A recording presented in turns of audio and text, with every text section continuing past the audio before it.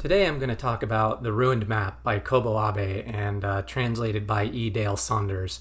But it's going to be different from my normal reviews, and the reason is I don't entirely feel confident to talk about this book because despite having finished it, the fact of the matter is I did not understand this book. I mean, not in the sense like I didn't completely misunderstand it, but I feel like I'm missing a certain element that really would serve as the key to unlocking what this book is trying to say. And in a way, that leaves me in a complicated position of whether or not I can really make a review on it, or whether or not it would be better to just skip the review entirely, move on to the next book, and never talk about The Ruined Map or my time reading it. However, that said, as I've said when I set out with this channel in the mission statement video, this was started mostly with the selfish intention of, at first, just having a social media presence, but really, most importantly, as time has passed, it has become a means of self-analyzing and needing to put my thoughts into actual words instead of, and by doing so in a linear form. But there is this other side where maybe someday somebody will listen to this and I think about what I want them to learn. And what I really, when I think about it from that perspective, I come to my reason for wanting to make this video in particular. So really this comes down to a while back, I remember somebody telling me that someone they knew who watched a lot of movies, but they were almost always action movies or comedies, had not seen I asked them if this individual had seen No Country for Old Men, and their response was no, they hadn't seen it because it was kind of an award-winning movie, and they figured it would just be something that they wouldn't get. And at that time, it really frustrated me, not with the individual in question, but with the idea that exists around art and complicated art, that something could be so intimidatingly complex that you shouldn't even attempt to approach it or try it. And while there are certainly things like works of philosophy or even in fiction, something like James Joyce's Ulysses I won't touch, or Finnegan's Wake, broadly speaking, I really hate that idea. I hate that idea that that anyone should avoid trying to engage with something because it might turn out, or because they feel that it's too smart for them, or that they feel like they have to take it a certain way or engage with it in a certain way. And I find that kind of absurd and counterproductive. And what I have tried to talk about in some of my discussions in the past is the value of challenging yourself, or of even just approaching things in your own way rather than being intimidated, or rather than having this sort of impression of things. Because even if you don't necessarily understand everything a book is trying to say, you might still enjoy the process of reading it and become intrigued, become interested, and set out and pursue other things. And particularly with The Ruined Map, I picked up this book and started reading it, and then the next day when I got to school, I mentioned to one of the students that I work with that I was reading The Ruined Map by Kobo Abe. Well, I mentioned that I was reading Kobo Abe. And I'd always been under the impression that Kobo Abe was relatively well known, not necessarily a Dazai or a Yukio Mishima, but still certainly somebody of some minor note. But the student, in fact, had never heard of Kobo Abe, which I then told to one of the English teachers that I worked with, who also hadn't heard of Kobo Abe. And then I mentioned that to the librarian, who also had not heard of Kobo Abe. So then I went to the Japanese teacher to ask her if she'd heard of Kobo Abe, and in fact, she had not heard of him at all. And yet, sitting next to her, the math teacher turned around and opened the cabinet behind him, which it turned out contained about a dozen books, one of which was by Kobo Abe.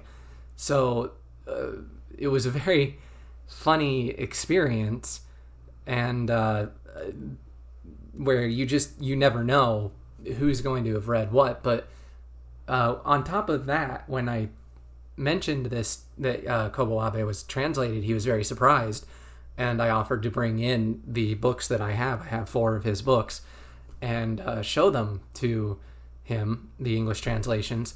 And I brought them the next day, and while I was showing them to the librarian, one of the teachers who works there part-time happened to glance over and noticed Kobo Abe and mentioned that she had, in fact, written her college thesis on the woman in the dunes.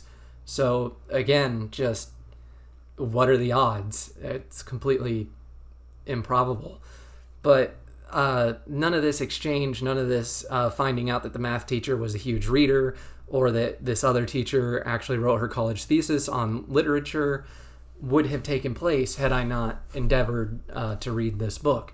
And furthermore, the English teacher that I spoke to about it first, before speaking to the librarian, when I was describing a sake bar in the book, and I found it utterly bewildering because I'd never heard of such an establishment taking place. It's described as completely automatic. You kind of get your paper cup, and then you've got machines that are almost like coffee machines that you would see at a convenience store. But they dispense sake, and they're by brand, and you just take your cup up and you put in your coins, and it gurgles out hot sake. And around the establishment are also many manual vending machines. The book was written in the 60s. So, and it's all completely automated. And I'd never heard of this type of thing in my life. And I wanted to know, really, was this a real thing that exists in Japan? Was it a fabrication of Abe's imagination? Or, as we'll get into later, was it a sort of quirky translation? And no teacher had ever heard of this type of establishment, to the point where the teacher, this particular English teacher, actually has purchased the book to read over the weekend, and told me that he'll get back to me because he was so intrigued by this idea. Now, this is a teacher who reads, but only reads lighthearted things. So the idea of him tackling the ruined map seems particularly interesting to me, but I'm really curious to hear his response, which won't happen until tomorrow, because one of the things that made the book such a struggle for me was the fact that the translation, the book was written in the 60s, but curiously, the translation was also from the 60s. And it's difficult to tell how much of the challenge, because Kobo Abe himself is very reminiscent of Kafka in the way that he writes. And a lot of people, when you describe Kafkaesque, they're talking about the surrealist elements and stuff, but it's not necessarily Kafkaesque. Like, I see a lot of people compare Murakami to Kafka, and I see it, but at the same time, there's like a dryness, a bureaucracy, a sort of oppressiveness to Kafka's work that I don't see in a lot of things that are described as Kafkaesque. But certainly Abe captures that in his work. He is, in my personal opinion, the closest author I have read similar to Kafka in just how much he captures not just the surrealism, but the sort of bleak observations of what modernity, modern society looks like in both its pros and its cons and its bleaks and its ups and its downs. And to really take that and skewer it and expose the absurdity of it is just very Kafkaesque. But so it's very, very strange and not the easiest thing to read. Then you add to the fact that the translation is quite old. I've read the retranslations of The Trial, which made that book eminently readable. But for something written in the 60s, especially translated from Japanese, so much has changed in terms of the way we use language and also the quality standards of translations. And it's difficult for me to decide what is difficult to engage with, because it's actually difficult to engage with the work, and what is a strange quirk of the translation, because there will be things that are described that just it takes me a few lines before I realize what's going on, because either the description is unclear or is describing things that later on words have changed. For example, at one point his car is dirty and he notices that somebody had written, and I quote, "fool" on the side of his car. And I can only assume that the original translation is baka or aho, which, while you could say is fool, fool is such a stilted way of saying it. We don't really say fool anymore. You see it in writing sometimes. You might describe something as foolish, but it's a very archaic use of, or very archaic translation. And I just can't help but wonder how much of the descriptions are difficult to follow because it's Abe's words, or how much of it is the translation being slightly awkward, or how much of it is just the way language has changed. And this threefold barrier really made it for me quite the difficult. Like it was a constant struggle with this book, and I would love to see a retranslation of this novel.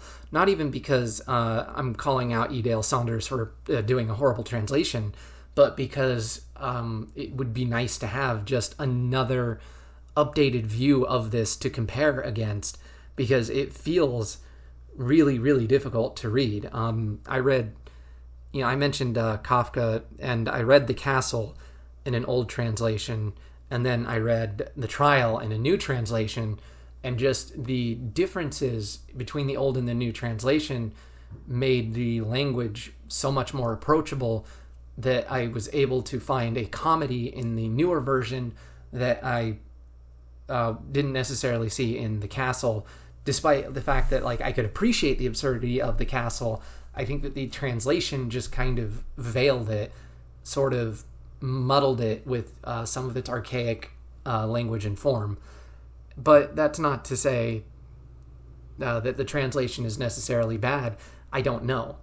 And that it really makes the book difficult to review, because while I did kind of grasp some of the things that the book is talking about, I can't say that I really, at the end of the day, feel like I understand the ruined map. And I even went so far as to do some reading online into some other people's interpretations, but just going off of my memory alone, it's difficult to reconcile those interpretations with what I read.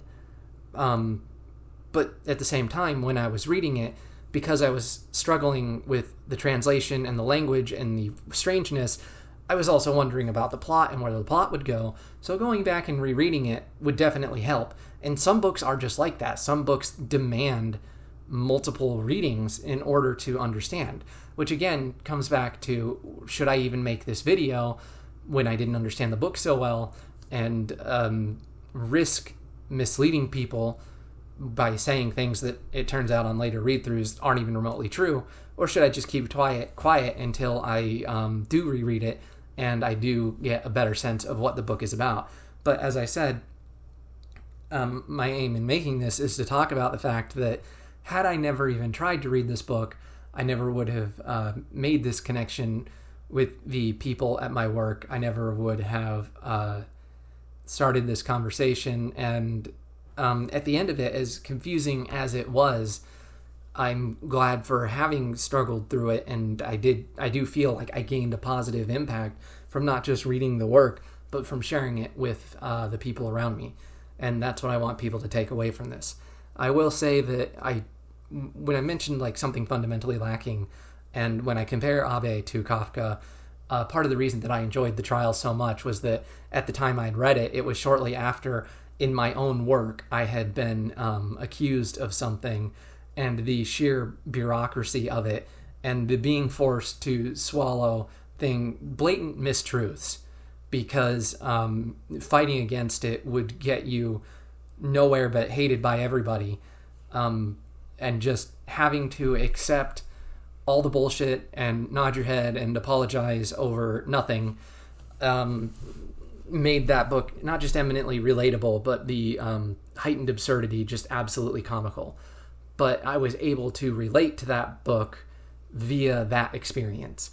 So again, going back to the ruined map, I already mentioned the translation, but it's difficult to say also whether or not there isn't something about the book that I'm missing in my life, a certain experience that makes it difficult for me to relate to the book and its themes and what it's talking about. Maybe I just don't understand Kobo Abe well enough. I've read The Woman in the Dunes and I've read Boxman, but I can't say, with the exception of The Woman's in the Dune, like Boxman especially, I just kind of came away from like, well, that sure was something.